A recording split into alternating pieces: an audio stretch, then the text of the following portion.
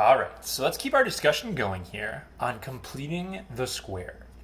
Before we get into our new kind of problems here with a number in the front, what I want you guys to do is FOIL this example out real fast so we can take a look at what happens. If you distribute out 2x plus 5 with itself, you're going to get 4x squared plus 20x plus 25. That's what you'll get from doing FOIL.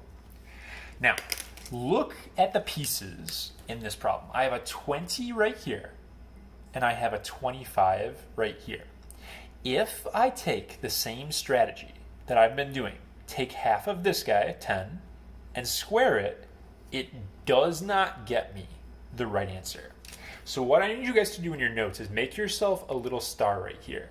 The pattern only works if A equals 1. So that whole plus box stuff isn't going to help me get the pattern in this problem right here. That's kind of an important detail. So when I look at a problem like this, what I'll have kids do is they'll be like, oh, half of 8 is 4. They'll do a 16 in the box and stuff like that. That doesn't work, though, when there's a number in front of the x squared. It's actually a pretty easy fix. If you can think about what we could do right here, but you have to remember this step. Kids forget it all the time. All we're going to do to this problem is divide by whatever number is right here, first off. And if I do that, now I'm going to have a good old x squared problem. So it's going to go x squared minus 4x plus 9, and that's going to equal 0. Another big star. Divide the whole problem by a first. You have to remember to do this, otherwise your answer will be totally wrong. But once you divide by this number, it's just a normal example, like the other stuff we've been doing. So this would be a good chance to practice it for yourself to make sure you understand what's going on. I will go ahead and work through it on here. So I move that 9, I throw down a box to both sides.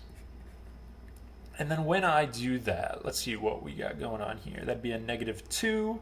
So that is going to be a 4 in the box on both sides. This guy turns into x minus 2 with a squared. And this side is going to be a -5. Well, I got to go and finish solving this guy right here. So when I take a square root of both sides, this is just going to be x minus 2. And over here on this side, the square root of -5, 5 isn't going to go anywhere with a tree, but it is a negative under the square root. So what I'm going to do is just turn that into I root 5. You at least take the negative and take it and make it an I. So I add this over. Final answer that I'd want to see here is +2 plus or minus I root 5. So it even works on imaginary problems, in addition to problems with real answers. So let's look at a new example here. And this one is going to be a little bit messier with the numbers, so we'll get to practice with our fractions a little bit. There's stuff everywhere right here, and the first thing I'm going to do is move it all to one side. As a general rule, when you're solving x squared problems, I always try to keep my x squared positive. So I'm going to put everything to the left on this example here. So I'm going to subtract my 2x squared over. It's going to make a 5x squared. I'm going to add the 6x over. So that's cool. And then I guess I could subtract 2, but I honestly, that number is going to get moved to the other side anyway. So I'm going to actually add the 11 this way. So I'm going to have this going on for my next step. Now, you have to make sure, 2x and 6x is an 8x right here. You have to make sure on this kind of problem that you remember to divide by a. All the time, when I grade kids' quizzes and stuff, they forget and they just make this a 4 and do a 16 and they just forget a whole step. You need to divide everything by 5 first, even though this is going to make this problem pretty gross looking. When I do that, my problem is going to say x squared plus 8 over 5x, and then I'm ready to do the box on both sides. When you take half of a fraction, I have to take half of this guy right here. You literally are going to multiply it by a half. So half of 8 over 5 is 8 over 10. But it's better to reduce when you can to make the numbers easier. So it's really 4 over 5. Half of 8 over 5 is 4 over 5. And then I'm going to take that 4 over 5 and I'm going to square it. That's going to make 16 over 25 to both sides. So my left side here, numbers are a little more complicated, but it works out to be x plus 4 over 5 squared. And I have to get a common denominator over here, so I can multiply that guy by 5. 65 over 25 and 16 over 25 are going to make 81 over 25. So my next step is going to be to square root both sides. X plus 4 over 5 is right over here. And when I do these fraction problems, they're designed to work out nicely. So like the ones I give to you guys, this is going to work out cleanly. Let's say it didn't. Kids will ask me that sometimes. What if these weren't like both perfect squares? You would just do separate factor trees on each of these numbers if that was the case. But lucky for us, it's going to work out good, and we're going to get 9 over 5 right here. And then I'm just going to finish this one off. I'm going to subtract my 4 over 5. I have negative 4 over 5 plus or minus 9 over 5. And then to get my two answers here, negative 4 over 5 plus 9 over 5 is a 5 over 5, but 5 over 5 is just 1. And then if I subtract, I'm going to get negative 13 over 5, it looks like, which doesn't reduce. So those are going to be my two solutions here. Again, when you get nice answers, what that tells me is this problem actually could have factored and you could have solved it with magic numbers instead. So if it says you have to use a certain method, you just got to do it. But a lot of times you're given the choice. I always check for magic numbers first because I think it's the easiest method. So one final skill to show you guys. We talked way back towards the beginning of this chapter, it probably feels like forever ago, how you go from vertex form with a parenthesis into standard form, which basically meant foiling out and stuff like that. Now we're finally going to learn how to go the other direction. So you're going to use completing the square to make this happen.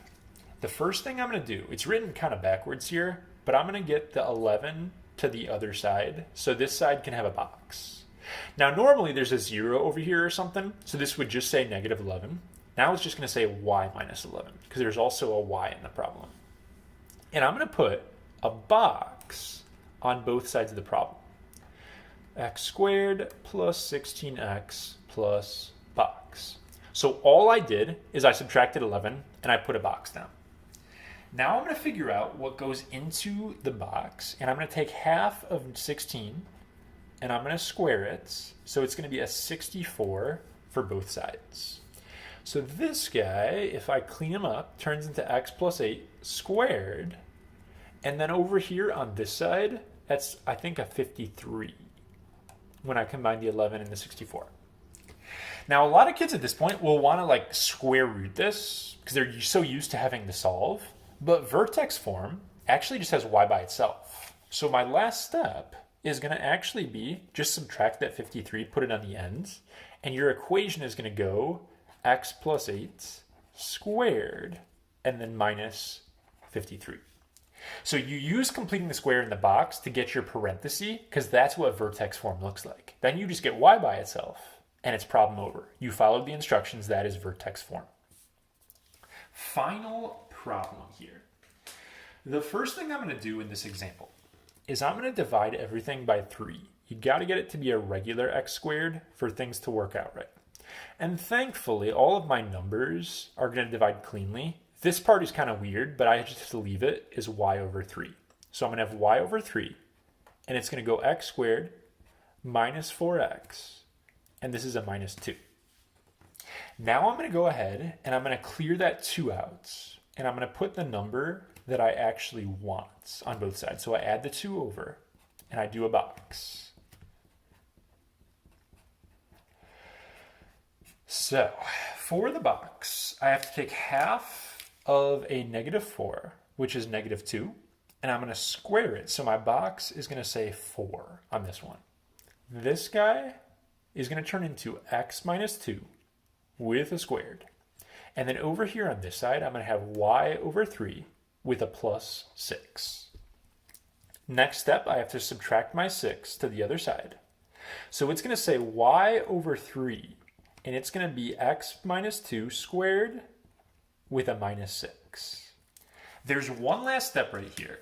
And when I multiply by 3 to get y by itself, this and this are actually two different terms because there's a minus right here. So you have to make sure you stick a 3 on the parenthesis, but you also have to make sure this gets multiplied by 3 as well. You have to distribute it across that minus sign. So your final answer is going to be y equals 3, and then x minus 2 squared, and then a minus 18. So these problems with completing the square can be messier and trickier, but we will practice these in class, and you guys will have more of a chance to get used to how they work.